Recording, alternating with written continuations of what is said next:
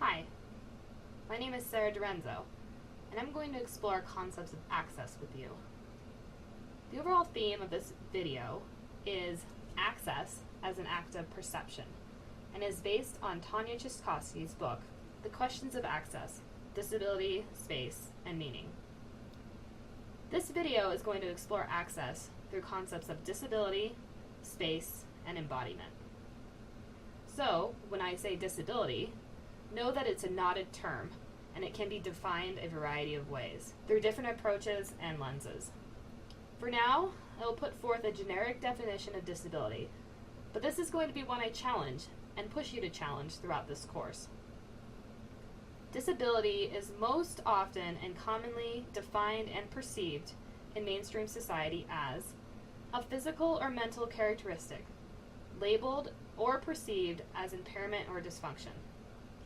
And some personal or social limitation must be associated with that impairment. When I say space, I mean the environment bodies and brains move throughout and communicate within. And when I say embodiment, I mean the attempts to describe the subjectivity, how someone's judgment is shaped by personal opinions and feelings instead of outside influences of the lived body in these spaces. So let's start with the concept of access. Access is the interpretive relationship between bodies.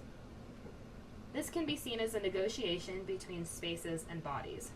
That is, how bodies move through and into spaces and have a relationship with other bodies.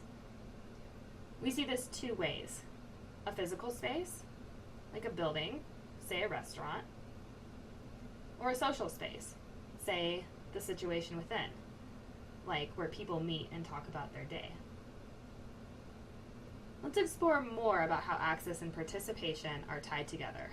There are 4 ways: fitting into the space, moving in the space, communicating within the space, and ascribing value to the space. Let's dive deeper. To gain access to a space, you have to fit within it. To follow our example, if a restaurant is built in a way that you can access the building, then you can join your friends and go inside and talk about your day. But if the building is designed in a way that you can't access it, say you have to climb a very steep ledge, then you are barred from hanging out. To participate, you have to be able to move within the space, navigate it. You have to be able to know how it functions. Again, with the restaurant, you have to know how to sit down, how to read a menu, how to order, and how to pay.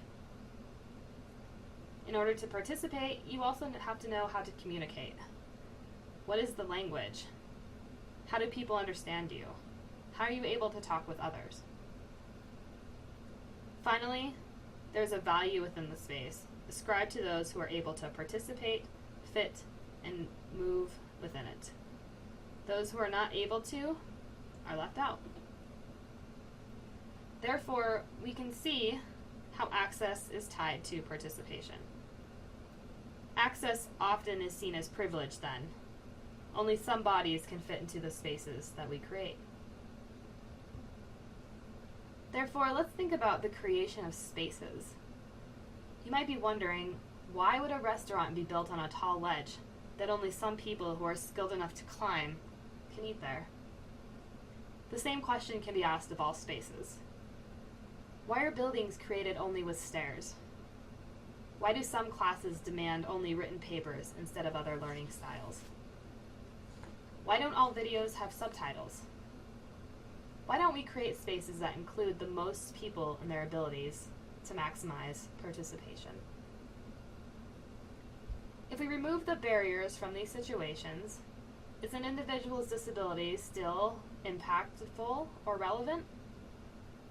If all videos had captions, would individuals who are deaf be impacted by that social situation?